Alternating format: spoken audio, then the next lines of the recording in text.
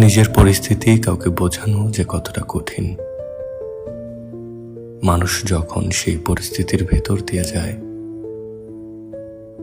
তখন সবচেয়ে ভালো করে বুঝতে পারে। আমি সবসময় ঝামেলা এড়িয়ে চলতে চাই, তাই প্রয়োজনে জায়গা ছেড়ে দিতে রাজি, নীরবে, নিঃশব্দে। কিন্তু নিজেকে বারবার প্রমাণ করার এই এক চাপ, কিংবা নিজের অনুভূতিগুলো দলিলের মতো পেশ করা দায়, আমি এসব চাই না। যদি মানুষ আমাকে বুঝতে না পারে তবে তারা দূরে সরে যাক, সময় ফুরিয়ে যাক, আমি হেরে যাই, আমি তলিয়ে যাই, তবুও এতে